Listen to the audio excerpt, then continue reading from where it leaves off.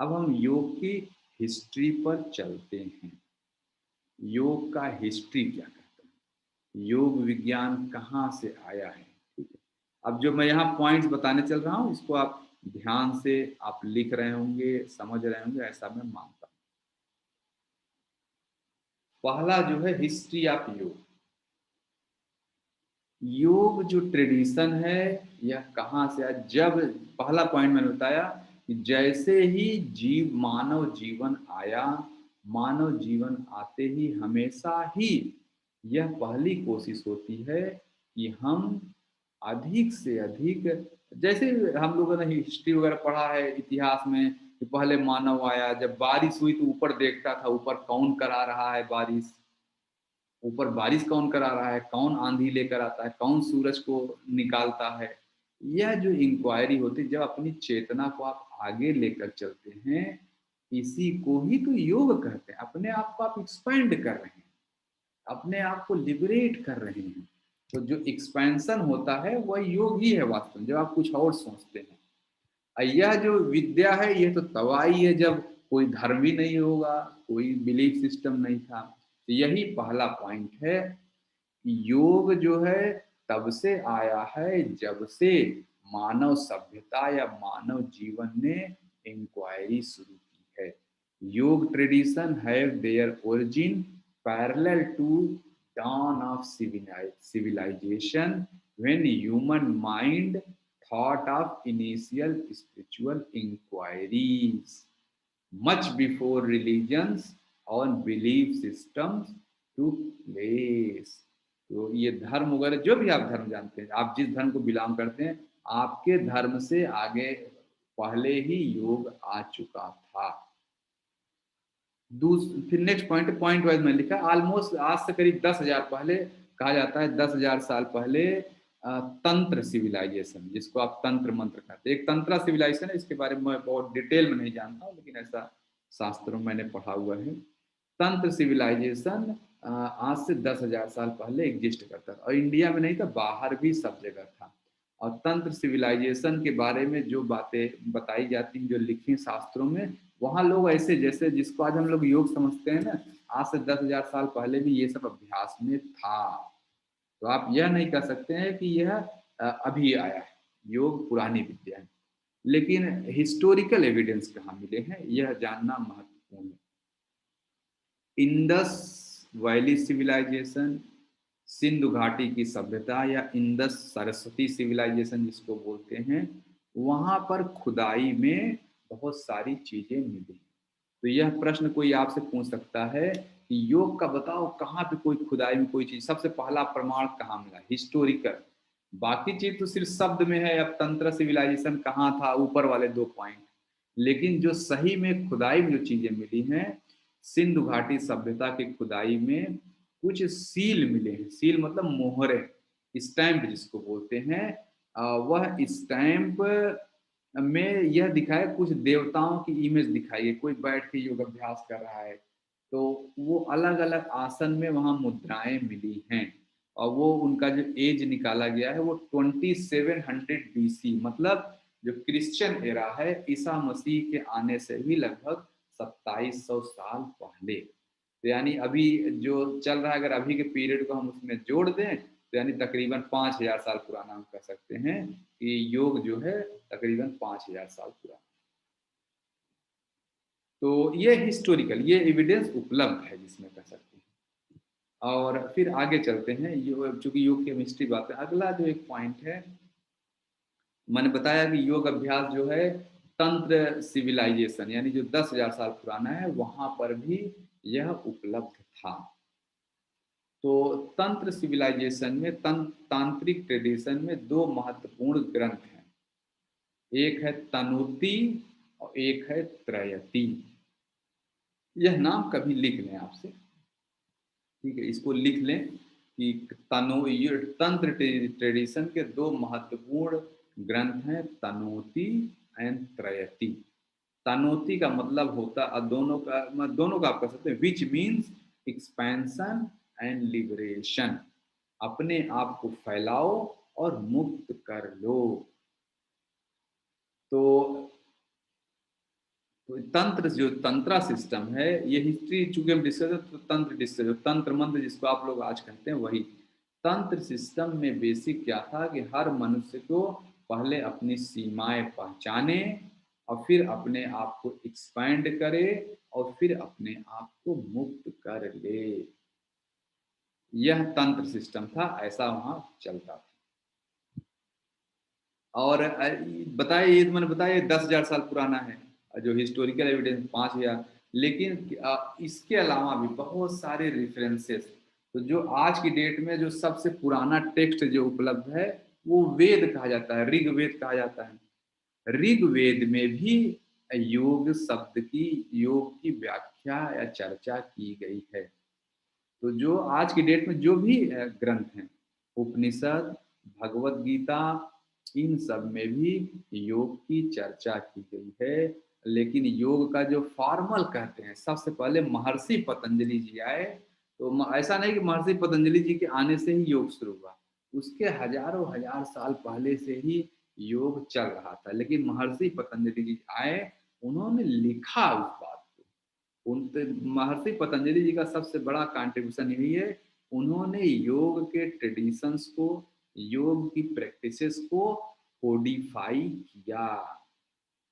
देखिए, हम शुरू से योग की हिस्ट्री स्टडी कर रहे हैं, तो पहले हम बताए कि योग जो है जब मानव जीवन शुरू हुआ, फिर हम बताए तंत्र सिस्टम था, 10,000 साल पहले भी योग था। फिर हमने हिस्टोरिकल एविडेंस बता दिए, फिर हमने तंत्र में क्या होता है वो बताया। फिर अगला, अब यानी ये पतंजलि जी आए तो इन्होंने कोडिफाई किया, लिखा। 195 लाइंस पतंजलि जी ने लिखी और पूरा योग उसी में आ गया। और पतंजलि जी के वास्तव में आने से ही योग की सिस्टमेटिक स्टडी शुरू हुई, क्योंकि उन्होंने जब लिख दिया तो लोग फिर उसके बाद से सारे कहिए रिकॉर्ड उपलब्ध हैं, बहुत सारे टेक्स्ट उपलब्ध हैं, वो सब कुछ है। तो फिर लास्ट वाला जो पॉइंट है, पहले मैंने बोल दिया कि योग जो है पूरे दुनिया के हर कोने में किसी न किसी रूप में हमेशा ही उपलब्ध रहा है। लेकिन योग ने हाईएस्ट जो अचीव किया है वह इंडिया में ही किया है।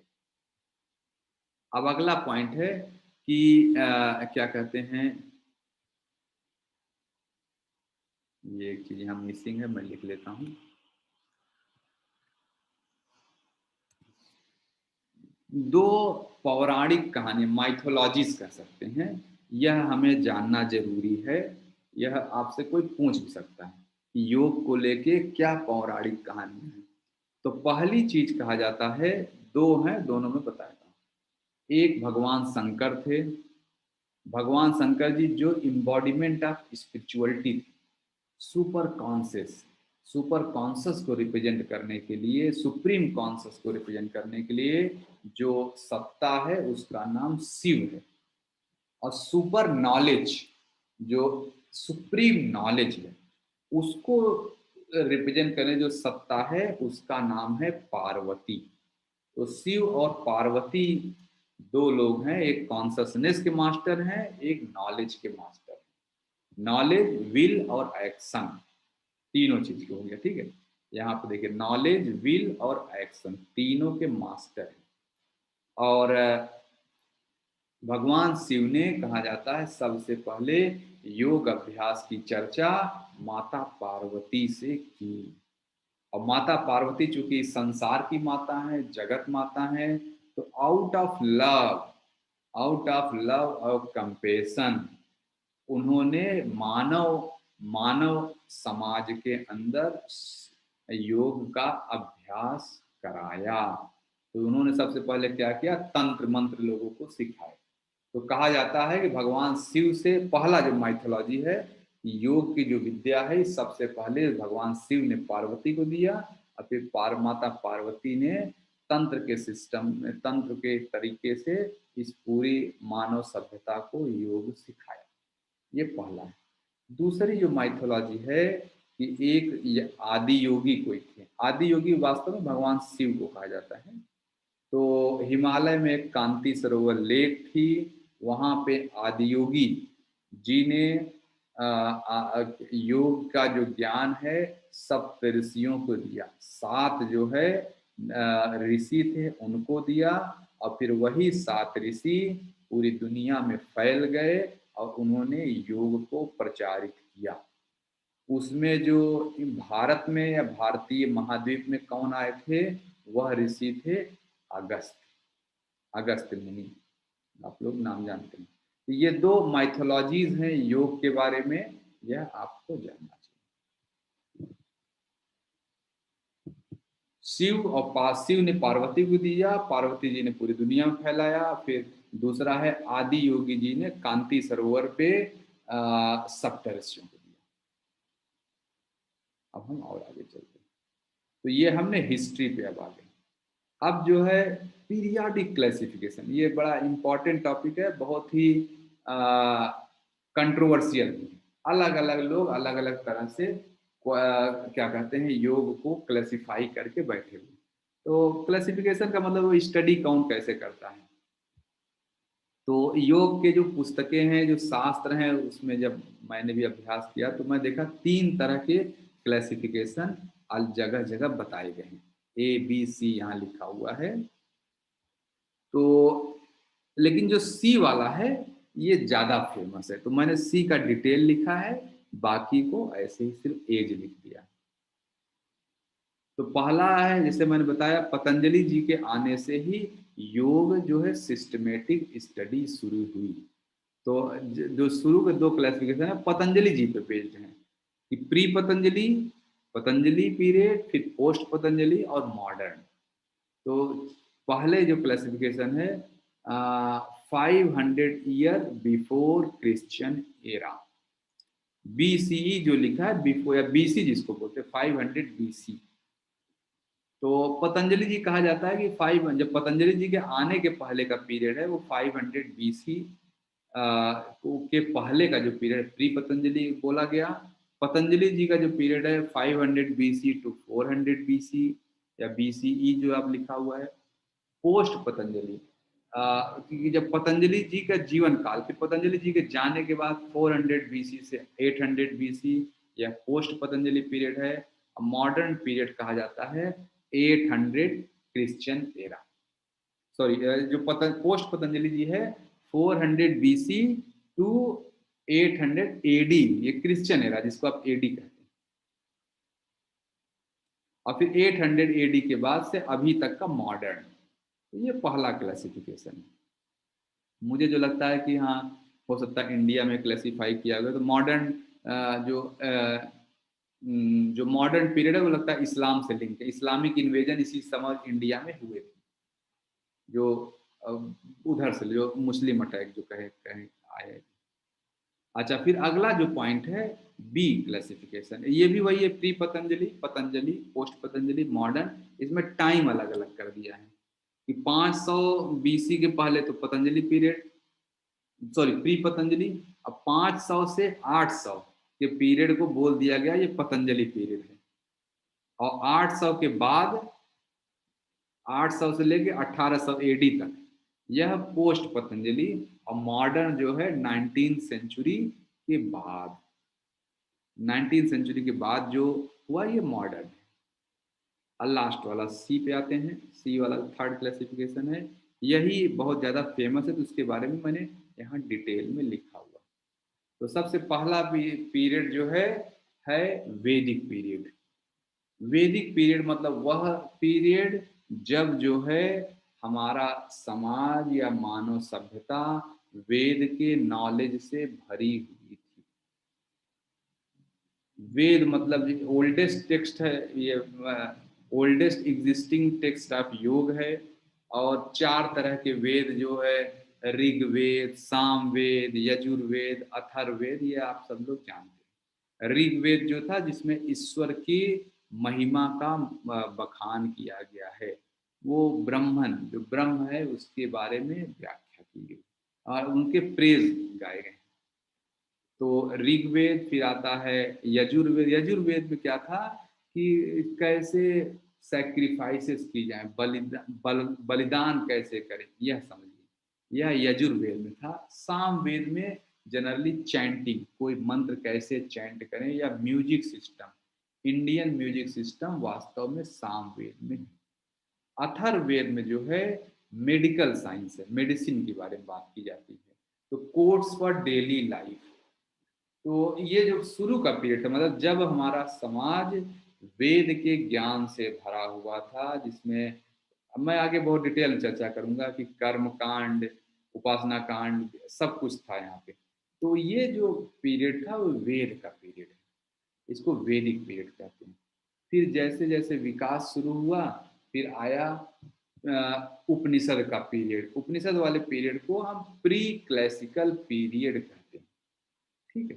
तो उपनिषद वाले पीरियड में क्या हुआ कि ये, जैसे कि आप लोग जानते हैं कि उपनिषद क्या है, वेद के आखिरी बात को वेदांत कहा गया, या जो वेदों का जो फिलोसफिकल पार्ट है। वैदिक पीरियड में फिलोसफिकल पार्ट उतना फेमस नहीं था, लेकिन धीरे धीरे लोग समझ पाए कि इतना वेद में असली तो जो उपनिषद है यही है। आज्ञान कांड जो आखिरी शिक्षाएं हैं वो उपनिषद में दी गई हैं। तो यह जब जब लोग ये समझ पाए, उसी पीरियड को बोला गया प्री क्लासिकल पीरियड। उस दौरान जो क्लाइमेक्स था, उपनिषद के ज्ञान को लोग समझे, यहाँ पे जीव जगत परमात्मा ये सब बातें आने लगी। यहाँ जैसे वैदिक पीरियड में जो लोग सेक्रीफाइस करते थे, बलिदान करते थे, यहाँ पे बलिदान क्या हो गया कि मैं अपने ईगो का बलिदान करूंगा, मैं अपने क्रोध का बलिदान करूंगा, यह सूक्ष्म क्या। तो वैदिक पीरियड क्लासिकल। अब क्लासिकल पीरियड जो है, जो में मुख्य पार्ट देखिए, तीनों जितने भी डिवीजन है सब में जो पतंजलि जी का पीरियड है वही मुख्य पार्ट है। क्योंकि पतंजलि जी जो आए उन्होंने वास्तव में ब्रेक थ्रू किया, महर्षि पतंजलि जी ने कोडिफाई किया। उसके पहले चीजें गुरु शिष्य परंपरा से आगे बढ़ रही थी। तो महर्षि पतंजलि जी के पीरियड को, अब जो यहाँ इस क्लासिफिकेशन में थर्ड से लेके 5th सेंचुरी बीसीई को पतंजलि पीरियड बोला गया। इन्होंने योग सूत्र लिखे, योग सूत्र में अष्टांग योग की चर्चा की। तो ये पीरियड को क्लासिकल। फिर क्लासिकल के बाद आता है पोस्ट क्लासिकल, क्योंकि जो पतंजलि जी का पीरियड था वहां पे तो योग को योग चित्त वृत्ति निरोध, चित्त वृत्ति निरोध की बात हो रही है। लेकिन यहाँ पर क्या कहते हैं, पतंजलि जी के जो सिस्टम में योग की बात हो रही थी। उसके बाद जब आया अगला पोस्ट क्लासिकल, सॉरी मैं पोस्ट क्लासिकल में आ जाते हैं।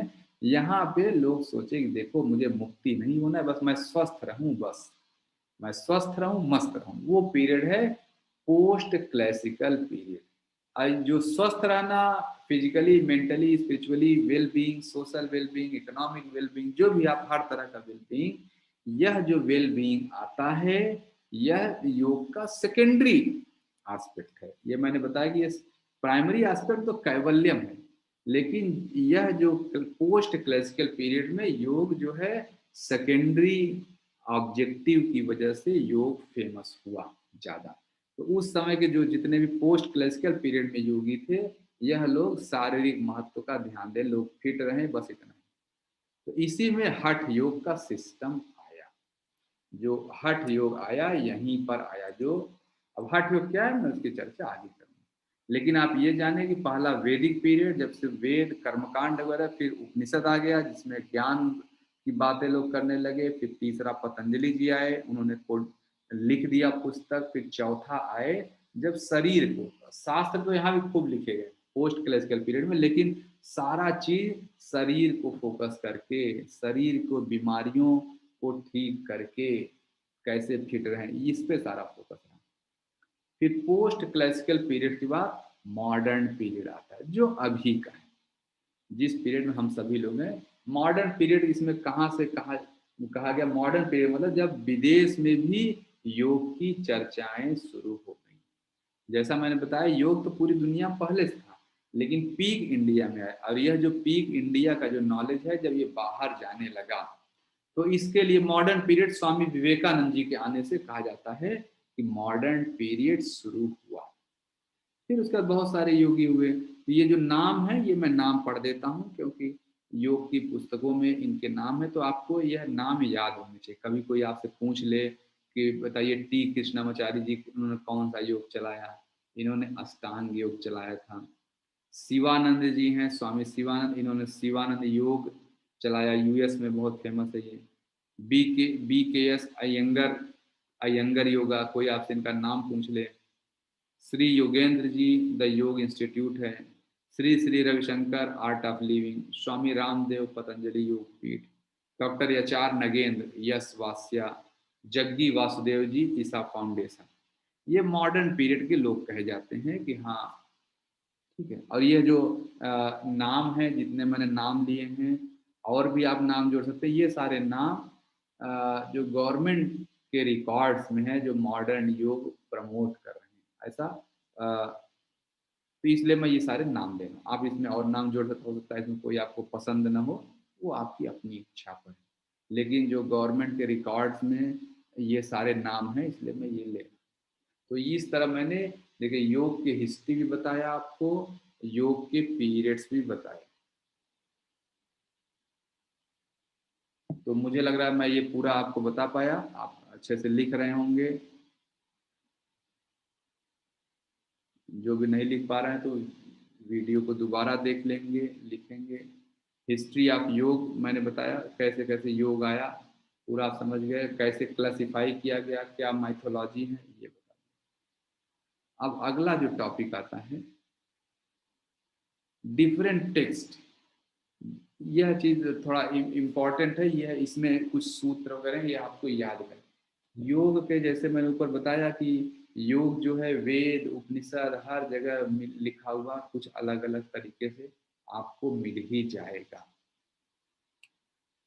तो डिफरेंट टेक्स्ट में योग क्या है, यह मैं इसकी चर्चा करने चल रहा हूँ। तो सबसे पहले एक बहुत शब्द फेमस है, योग उपनिषद। कोई आपसे पूछे योग उपनिषद क्या है, तो वो सारे उपनिषद, जैसे आप आगे मैं आपसे कभी चर्चा करूंगा कि उपनिषद कितने हैं, कौन कौन से, 108 तरह के उपनिषद हैं, जिसमें से 10 जो है बहुत ही महत्वपूर्ण कहे जाते हैं। तो ये उपनिषद में, उपनिषद का स्पेलिंग,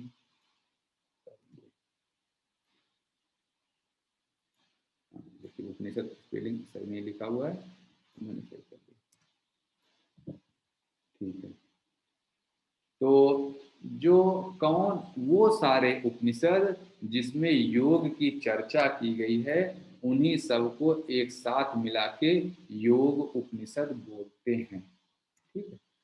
तो कौन कौन से हैं, या कभी आपसे कोई पूछे तो याद रखिए योगोपनिषद कौन कौन से हैं। और भी होंगे, ऐसा नहीं कि इतने ही हैं, लेकिन यह जो हाईलाइट है, सांडिल्य, हंस, योग तत्व, योग कुंडल, ध्यान बिंदु, नाद बिंदु, अमृतनाद, वराह एंड कट। कट उपनिषद जो आप लोग जानते हैं बेसिकली है, यह सारे उपनिषद हैं जहाँ पे योग की स्पेसिफिक चर्चा की गई है। These Upanishads are collectively called yoga Upanishad. तो ऐसे उपनिषद जहाँ योग की चर्चा की गई, नाम एक बार फिर से आप देख लें, सांडिल्य उपनिषद, हंस उपनिषद, योग तत्व, योग कुंडल, ध्यान बिंदु, नाद बिंदु, क्या अमृतनाद, व्रत एंड वराह, वराह सॉरी मैं क्षमा चाहता हूँ, वराह एंड कट, ये सारे उपनिषद को मिला के योग उपनिषद बोला गया है। नाम आप लोग लिख लिए होंगे ऐसा मैं मानता हूँ। फिर जो है और डिफरेंट टेक्स्ट में क्या क्या है, तो ये सारे उपनिषद, पतंजलि योग दर्शन, कभी हम मैं आप लोगों से कभी चर्चा करूंगा आगे। पतंजलि योग दर्शन में तो पूरा योग ही बोला गया है, लेकिन जो उसका दूसरा सूत्र है, योग चित्र वृत्ति निरोध तदा द्रष्टुः स्वरूपे अवस्थानम्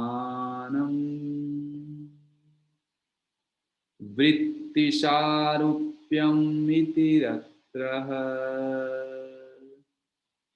वृत्तयः पंचतयः क्लिष्ट अक्लिष्टा। ऐसे बहुत सारे सूत्र हैं। तो मैं 1.2 और 1.3 ही यहाँ लिखा हूँ। वो चैप्टर 1 का सूत्र नंबर 2 पहला है अथ योग अनुशासन, ठीक है। तो चैप्टर 2 का 1 का जो सूत्र नंबर 2 योग चित्त वृत्ति निरोध, जब मन में चलने वाली चित्त वृत्तियां शांत हो जाएं, सारे दिमाग के विचार शून्य हो जाएं, उस समय जब आप अपने आप को देखते हैं, जो आपका असली रूप होगा, जिसको डिवाइन कहते हैं, आप अपना असली रूप देख सकते हैं। सिर्फ दिमाग में कोई विचार न चले, कोई डिसीजन न हो, कोई परसेप्शन न हो। जब तक आप डिसीजन ले रहे हैं, चीज़ों को अपने नज़रिए से देख रहे हैं, तब तक आप असली चीज़ नहीं देख रहे हैं। तो जब आप चित्त वृत्त का निरोध, जब विचार बंद हो जाते हैं, तो उस समय जब आप अपने को देखते हैं, तब आप अपनी अवस्था को, मौलिक अवस्था, जो मूल अवस्था, जो दैवीय अवस्था है, प्राप्त कर लेते हैं। इसीलिए लिखा है तदा द्रष्टुः स्वरूपे अवस्थानम, कि जब योग में मतलब चित्त वृत्ति का निरोध होता है, उस समय की अवस्था में तदा द्रष्टु, वह अवस्था देखने के बाद आप अपने स्वरूप को प्राप्त कर लेते हैं। यही ये पतंजलि योग दर्शन, ठीक है। तो अभी का जो टॉपिक है योग इन डिफरेंट टेक्स्ट, वो चल रहा है, अलग अलग शास्त्रों में कि योग के बारे में क्या कहा गया। तो पतंजलि योग दर्शन हो गया, अब अगला है भगवत गीता। तो थोड़ा बोल्ड कर लेते हैं। भगवत गीता में योग की चर्चा कहाँ कहाँ की गई है, उसकी मैं व्याख्या करने चला।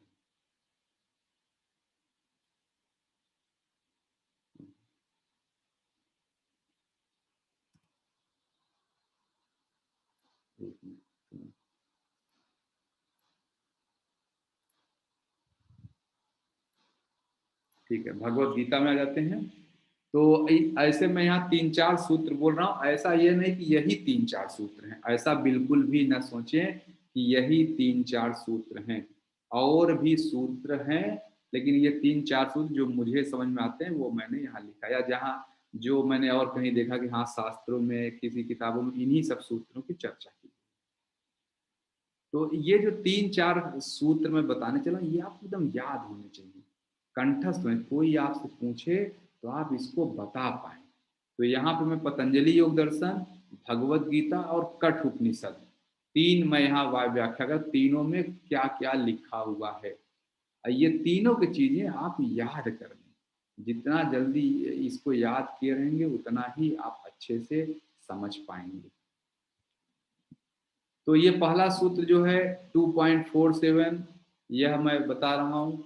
कर्मण्येवाधिकारस्ते माँ फलेषु कदाचन, माँ कर्म फल हेतुर्भूर्मा ते संग अस्तु अकर्मणि।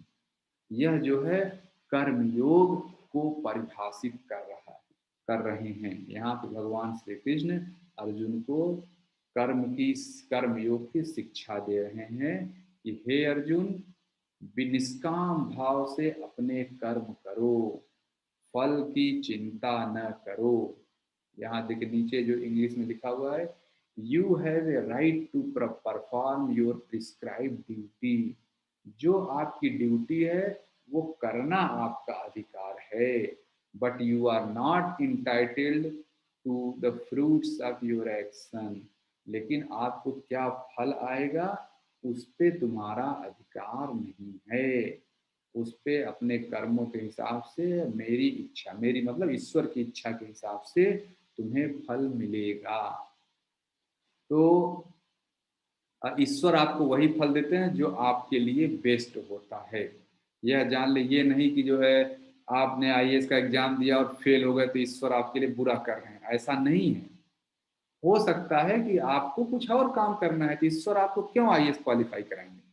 आपका, हर व्यक्ति का, हर घटना का एक विशेष उद्देश्य होता है। तो अगर आपका उद्देश्य कुछ और है, आप दूसरी तरफ भटक रहे हैं, ईश्वर आपके लाइफ में कुछ ऐसा करेंगे, ऐसा आपके कर्मों का फल मिलेगा कि आप सही दिशा में ही चले जाएंगे। तो अगला पॉइंट जो अगला है, ये जो इस कर्मण्येवाधिकारस्ते माँ फलेषु कदाचन, अगली लाइन बहुत ही महत्वपूर्ण है। माँ कर्म फल हेतुर्भूर्मा ते संगो अस्ति कर्मणि। Never consider yourself to the cause of results of your activities. जो आपका कर्म करने से जो फल आया है उसको आप अच्छा आया है चाहे बुरा, तो अपने आप को जिम्मेदार मत मानो कि आप ही ने ऐसा किया। अगर आपका अच्छा परिणाम आता है तब तो आप बहुत वाह वाह करते हैं, अब बुरा परिणाम आ जाए तब आप दूसरे को दोष देने लगते हैं कि नहीं नहीं ऐसा हो गया।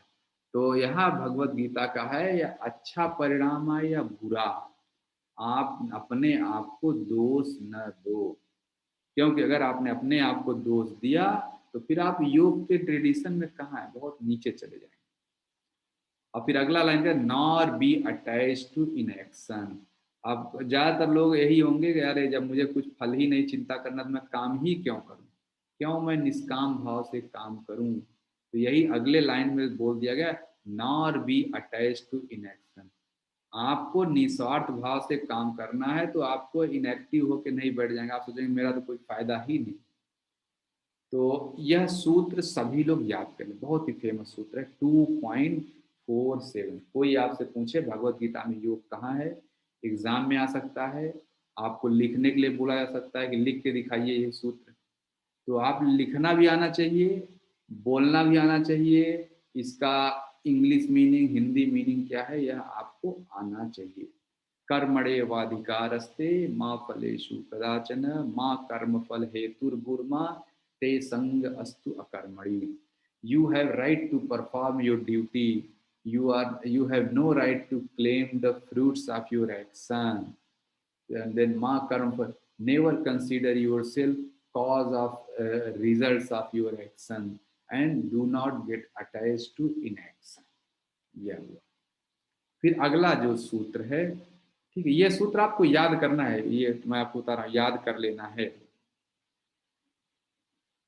अगला सूत्र है यह टू, अगला ही सूत्र 47 के बाद 48, चैप्टर 2, पहला था 47, 48। 48 बड़ा अच्छा है एकदम। योगस्थ कुरु कर्माणि संग तत्वा धनंजय सिद्धि असिद्धि शमो भूत्वा समत्वम योग उच्यते। यह जो शब्द है समत्वम योग उच्यते, यह योग को परिभाषित कर रहा है। समत्वम योग उच्यते, तो इसका मीनिंग क्या है, आगे इंग्लिश में लिखा हुआ, योग को डिफाइन किया गया है कि be steadfast in performance of your duty योगस्थ कुरु कर्माणि। अपने जो भी असाइंड जॉब है, ड्यूटी, अपने कर्म को करो, संग तत्वा धनंजय, उसमें जो सफलता आएगी या फेल पास होगा उसकी चिंता ही न करो। संग तत्वा धनंजय मतलब कर्म फल की चिंता न करो। धनंजय मतलब अर्जुन, अर्जुन को भगवान कृष्ण कह रहे हैं योगस्थ कुरु कर्माणि, अपने कर्म पे ध्यान दो और उसके फल की चिंता न करो। सिद्धि असिद्धि समो भूत्वा, चाहे वह कर्म सिद्ध हो जाए और चाहे असिद्ध रह जाए, चाहे सिद्ध न हो, यानी वो फल मिले चाहे न मिले, दोनों ही भाव में इक्वानिमिटी मेंटेन करो। समो भूत्वा मतलब आप बहुत जो है जैसे खुशी, सफल हो गए तो बहुत ज्यादा खुशी न हो, और जब असफल हो गए तो बहुत ज्यादा दुखी न हो, समान भाव बनाए रखें, इसी को योग कहते हैं। सच इक्वानिमिटी इज कॉल्ड योग। तो चैप्टर 2 श्लोक नंबर 48, यह आपको याद रहना चाहिए। योगस्थ कुरु कर्माणि संग तत्वा धनंजय सिद्धि असिद्धि शमो भूत्वा शमत्वम योग उच्यते। यह भगवद गीता में चैप्टर। अब आता है श्लोक नंबर 50, उसी चैप्टर का, चैप्टर 47, चैप्टर मतलब चैप्टर 2 47 नंबर, 48 नंबर और 50 नंबर, यह भी आपको याद होना चाहिए। बुद्धि युक्तो जहाति यह उभे सुकृते दुष्कृते तस्मात् योगाय युज्यस्व योग कर्मसु कौशलम। यह बहुत जगह आपने देखा होगा, योग कर्मसु कौशलम, यह बहुत जगह लिखा होगा। योग कहा जाता है आर्ट ऑफ वर्किंग, काम कैसे किया जाए, यह अपने आप को अपने कर्म में माहिर बनाता है योग। तमाम लोग जो योग नहीं समझते कहते हैं योग जो है लोगों को कामचोर बनाता है, काम नहीं करने देता, ऐसा नहीं है। योगः कर्मसु कौशलम, योग अभ्यास करने से आप अपने कर्म को कैसे बेहतर तरह से प्रॉपर कॉन्शसनेस के साथ स्किलफुली करेंगे, योग यह सिखाता है। योग आपको कर्मों से दूर नहीं ले जाता है, बल्कि कर्म करने के लिए प्रेरित करता है। तो यह सूत्र भी आपको याद रखना है, बुद्धि युक्तो जहाती है उभे दुष्कृत दुष्कृते तस्मात् योगा युज्यस्व योग कर्मसु कौशलम, यह याद रखना। तो इसका मीनिंग मैंने बता दिया, हिंदी में भी सॉरी इंग्लिश में बता दिया, हिंदी में भी बता दिया। आप जो है one who prudently practice the science of work without attachment, यही देखिए कि जो अपने कर्म को ध्यान पूर्वक करता है, किसी फल की चिंता किए बिना, अच्छा बुरा जैसा भी फल आए हम स्वीकार करेंगे, बस अपने कर्म पे करो, ऐसा जो व्यक्ति होता है वही योग में स्थिर होता है। स्ट्राइव फॉर योग यानी आर्ट ऑफ वर्किंग। तो मुझे लग रहा है मैं इसको बता पाए। अगला जो सूत्र है भगवत गीता का, ये चैप्टर 18 में है और श्लोक नंबर 66 है। आप यह जो मैं इसका सूत्र पढ़ूंगा और आप पूरा इस्लाम धर्म यहाँ से निकाल सकते हैं। इस्लाम का यही मतलब है। देखिए, सर्वधर्मान परित्यज्य मामेक शरणं वज्र अहम त्वया सर्व पापेभ्य मोक्षयिष्यामि मा शुचः। ये कहा जा रहा है, भगवान कृष्ण अर्जुन से बोलते हैं कि हे अर्जुन, जो भी धर्म का पालन करते हैं सब छोड़ दो, सब छोड़ के मेरी शरण में आ जाओ, मेरे लिए सरेंडर कर दो मेरे आगे, और मैं तुम्हें सारे पापों से मुक्त करके मुक्त कर दूंगा और तुम डरो नहीं। यही इस्लाम में क्या बोला जाता है, सरेंडर टू विश ऑफ अल्लाह। इस्लाम शब्द का मतलब है ये, जो अल्लाह की मर्जी के आगे झुक जाए। यही भगवान कृष्ण यहाँ अर्जुन को बोल रहे हैं कि मेरी मर्जी के आगे झुक जाओ, तुम छोड़ दो अपने और धर्म को, तो मम्मी हो, पापा हो, भाई बहन, छत्री हो, जो भी है सब छोड़ो, मेरे आगे सरेंडर कर दो। तो यही बात यहाँ वो अहम तत्वा सर्व पापेभ्य मोक्षयिष्यामि मा शुचः, कि मेरे सामने अपना अहंकार छोड़ के पूरी तरह सरेंडर हो जाओ, मैं तुम्हें सारे पापों से मुक्त कर दूंगा और डरो नहीं, निडर कर दूंगा। तो मुझे लग रहा है मैं ये 4 सूत्र, ऐसे बहुत सारे सूत्र हैं। युक्ताहार विहारस्य युक्त चेष्टस्य कर्मसु युक्त स्वप्न बोधयस्य योग भवति दुःखा, ये भी एक सूत्र आप ले सकते हैं। और आयुषत्व बल आरोग्य सुख प्रीति विवर्धना रस्या स्निग्धा स्थिरा हृदया आहारा सात्विक प्रिया, वह भी एक यु सूत्र हो सकता है। ऐसे बहुत सारे सूत्र हैं। यदा यदा ही धर्मस्य ग्लानिर्भवति भारत अभ्युत्थानम अधर्मस्य तदात्मानं सृजाम्यहम् परित्राणाय साधूनां विनाशाय च दुष्कृता धर्म संस्थापनार्थाय संभवामि युगे युगे। यह सब भी योग की ही बातें हैं। तो आप बहुत सारे लिख सकते हैं, लेकिन ये 3-4 जो यहाँ लिखे वो आप याद रखें। कर्म ये बहुत ही फेमस है, कोई आपसे पूछ सकता है कि 2.47 क्या है। कर्मणेवाधिकारस्ते मा फलेषु कदाचन योगस्थ कुरु कर्माणि संग तत्वा धनंजय। फिर बुद्धि युक्तो जहाती है उभे सुकृत दुष्कृते तस्मात् योगाय युज्यस्व योग कर्मसु कौशलम, यह भी आप याद करेंगे। सर्वधर्मान परित्यज्य मामेकम शरणं व्रज अहम तत्वा सर्व पापेभ्य मोक्षयिष्यामि मा शुचः। और भी आप जो याद हो, आप बहुत सारा याद होगा आपको, कहीं ना कहीं पढ़ा होगा, उन सबको भी आप लिख सकते हैं। इवन हर श्लोक अपने आप में योग ही तो है, ठीक है।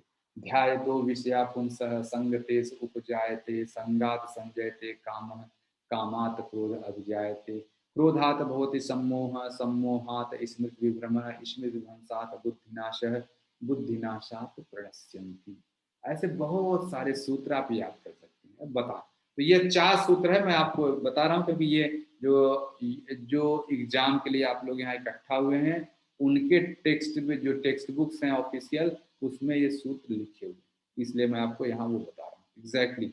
बहुत सारे सूत्र हैं, सब लिख सकते हैं, लेकिन चूंकि वहाँ हो सकता है एग्जाम में आपसे पूछे बताइए 2.48 क्या है, क्योंकि ये गवर्नमेंट रिकमेंडेड बुक्स में ये बातें लिखी हुई।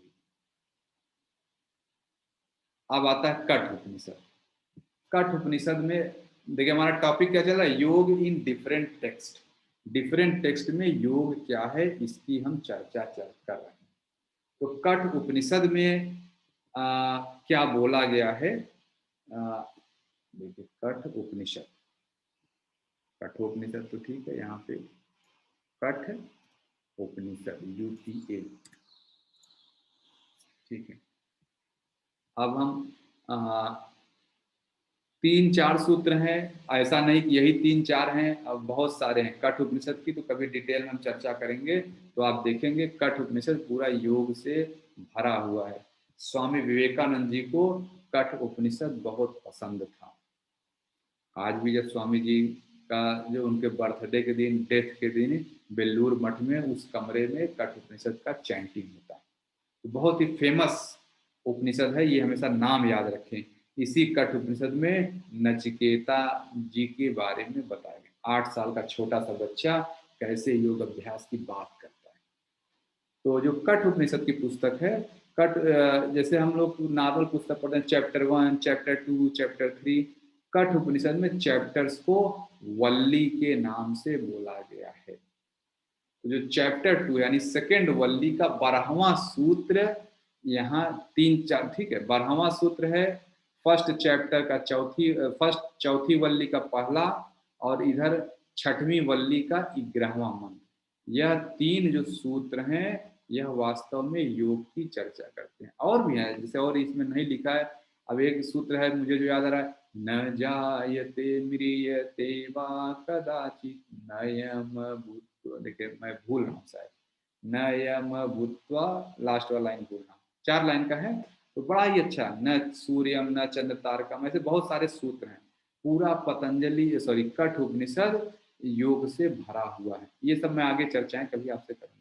तो यहाँ चूंकि जो सिलेबस में मेंशन है कि कठ उपनिषद में योग कहाँ कहाँ है बताइए, तो यहाँ 2-3 सूत्र हैं, यह याद रखें कि 12वें मंत्र का मतलब जो सेकेंड वल्ली, सेकेंड चैप्टर का 12वां मंत्र, यह क्या कहता है कि जो आत्मा को जानता है वो हर तरह से हर्ष और विषाद दोनों से मुक्त रहता है।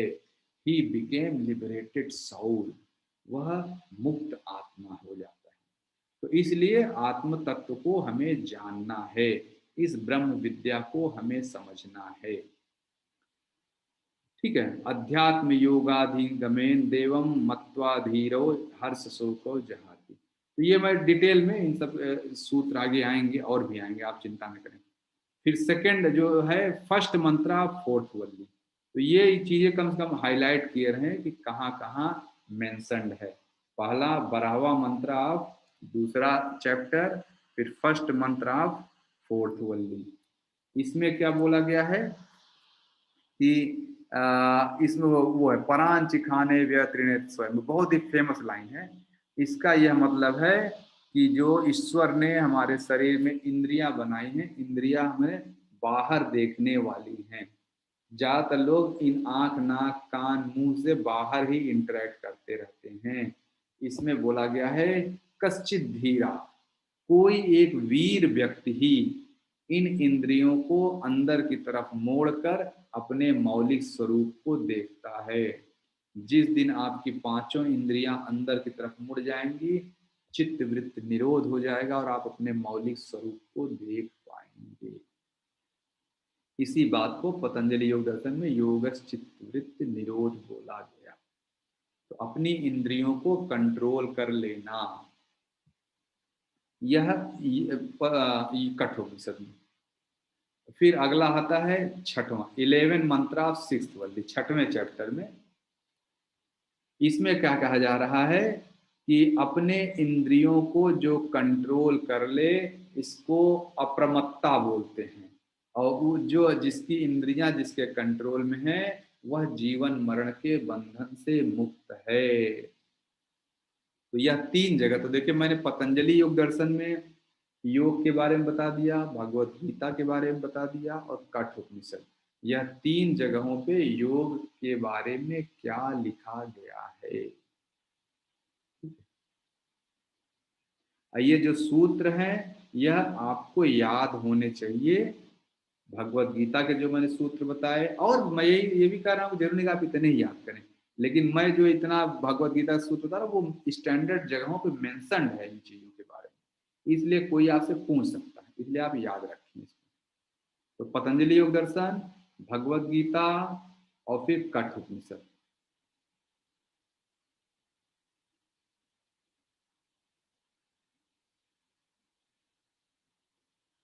ठीक है, अब यहाँ से अगला जो शुरू होता है, इंट्रोडक्शन ऑफ हठ योग क्या है, हठ योग के बेनिफिट्स क्या हैं, वो हम अगली क्लास में लेते हैं। यहाँ से हम लोग आगे जो मैं थोड़ा सा हठ योग हम ले सकते हैं। फीचर्स ऑफ हठ योग। हठ योग जैसे मैंने आपको पहले बताया कि जो योग है, योग का जो मुख्य उद्देश्य था कि कैवल्य देना। इंट्रोडक्शन में हठ योग का कर देता हूँ, फिर अगली क्लास में हम इसकी चर्चा करेंगे। जो योग का मतलब है कैवल्य देना, आपको कैवल्य की उपलब्धि करा देना, प्राइमरी ऑब्जेक्टिव है। लेकिन सेकेंडरी ऑब्जेक्टिव योग का क्या था, उस प्रक्रिया में कैवल्य करने के लिए जब आप अपने शरीर, मन या इन सब जो हारमोनी स्टेब्लिश करते हैं between body mind and soul, जो हारमोनी स्टेब्लिश करने जो आप काम करते हैं शारीरिक स्तर पे, कोई योग करता है, कोई आसन, मतलब कोई आसन कर रहा है, कोई प्राणायाम कर रहा है, कोई शट क्रिया कर रहा है, ये जितनी भी चीजें शारीरिक स्तर पर करते हैं, यह आपको आगे की यात्रा के लिए प्रिपेयर करता है। तो जो यही जो है योग का सेकेंडरी ऑब्जेक्टिव है, क्योंकि जब आप ये सब क्रियाएं करते हैं तो आप बहुत सारी बीमारियों से मुक्त हो जाते हैं, बहुत सारे आपको शारीरिक मानसिक लाभ होते हैं। यह जो फिजिकल लेवल पे एक्टिविटी हम करते हैं यही हमारा सेकेंडरी ऑब्जेक्टिव है, और इसी को हठ योग कहते हैं। हठ योग का मतलब फिजिकल लेवल पे क्या प्रैक्टिसेस परफॉर्म करते हैं। और जब आप शरीर को हठ योग करके शरीर को बहुत फ्लेक्सिबल बना लेते हैं, निरोगी बना लेते हैं, तो आप आगे की यात्रा में ट्रैवल कर शुरू हो जाती है। तो जो हठ योग क्या है, तो हठ योग का सिंपल सा है, फिजिकल लेवल पे जो एक्टिविटीज करें। तो मुझे लग रहा है मैं हठ योग बता पाया, आपको समझाने की कोशिश किया हूँ कि जो सेकेंडरी एस्पेक्ट ऑफ योग ट्रेडिशन है, और हर योग में सेकेंडरी ऑब्जेक्टिव यही रहता है। जो फर्स्ट प्राइमरी ऑब्जेक्टिव तो यह है कि आपको मोक्ष प्रदान करना, लेकिन मोक्ष तक जाने के लिए आपको अपने शरीर को, माइंड को उस स्तर पर तैयार करना पड़ेगा। तो जो तैयारी की प्रक्रिया है इसी को हठ योग बोलते हैं। इस चीज की चर्चा मैं आपसे अगली क्लास में करूंगा। तो आज मैंने जो आपके टॉपिक कंप्लीट किए मैं फिर से रिपीट कर दे रहा हूँ। आज मैंने आपको इंटरनेशनल योग दिवस के बारे में बताया, YCB योग सर्टिफिकेशन बोर्ड के बारे में बहुत ब्रीफ इंट्रोडक्शन, फिर योग शब्द क्या है, योग को परिभाषित किया, योग की परिभाषा करना आपको बताया, परिभाषा करने के बाद फिर आपको योग की इटिमोलॉजी, योग का शब्द विज्ञान आपको समझाया। शब्द विज्ञान के बाद योग को लेके मिसकंसेप्शंस क्या है समाज में, लोगों के बीच क्या मिसकंसेप्शन है बताए। फिर योग की हमने हिस्ट्री चर्चा की कि योग कहाँ कहाँ से आया है। फिर हमने योग का क्लासिफिकेशन समझा, कैसे योग डेवलप हुआ, कैसे क्लासिफाई किया पीरियड्स में हमने, जैसे pre Patanjali, Patanjali period, post Patanjali, modern, ये भी हमने समझा। हमने योग को और क्लेरिफाई किया कैसे कि वैदिक पीरियड है, वैदिक period, pre classical, classical, post classical, फिर मॉडर्न पीरियड, ऐसे योग को क्लासिफाई किया। फिर डिफरेंट टेक्स्ट में, भगवत गीता में और कठ उपनिषद में या पतंजलि योग दर्शन में इन शास्त्रों को क्या बोला गया है, हमने मतलब क्या कहाँ कहाँ योग के बारे में बोला गया है, इसकी हमने चर्चा की। फिर यहाँ से हमने हठ योग का थोड़ा सा स्टार्टिंग किया। हठ योग क्या है उसके बारे में अन्य बातें हम अगली क्लास में चर्चा करेंगे। तो यहाँ से मैं प्रेयर करके क्लास को एंड कर रहा हूँ। मैं यह मानता हूँ कि आप लोगों ने अच्छे से नोट्स बना लिया होगा, देख लिया होगा, लिख लिया होगा, चीज़ें समझ में आ गई होंगी। जो भी आपको समझ में आ जाए उसका नोट्स बनाएं, जो न समझ में आए आप उसको लिखते जाएं, जो भी आपकी क्वेरीज हैं लिखते जाएं। क्वेरीज का हम एक अलग सेशन करके उसको डिस्कस कर लेंगे। यहाँ क्वेरीज इसलिए नहीं लेता हूँ डायरेक्ट कि जो फ्लो है वो गड़बड़ ना हो जाए, आपको एक फ्लो में सही चीजें देनी, इसलिए क्वेरीज के लिए अलग सेशन। आप क्वेरीज अपनी नोट कर लें और इस क्लास में और आगे क्लास में क्वेरीज नोट करते जाएं लगातार। चलिए मैं यहाँ से प्रेयर करके क्लास को शुरू करूँ। ओम अस्थातुकाय च धर्मस्य सर्वधर्म स्वरूपिणे अवतार वरिष्ठाय रामकृष्णाय ते नमः। जननीं शारदां देवी रामकृष्ण जगद्गुरु पादपद्मे तयो श्रित्वा प्रणमामि मुहुर्मुहुः। नमः श्रीयतिराजाय विवेकानंद शूरये सच्चित्सुख स्वरूपाय स्वामिने तापहारिणे। ओम शांति शांति शांति। हरि ओम तत्सत्। श्री राम कृष्णाय अर्पणमस्तु। बहुत बहुत धन्यवाद आप सभी का। और मैं यहाँ से क्लास को एंड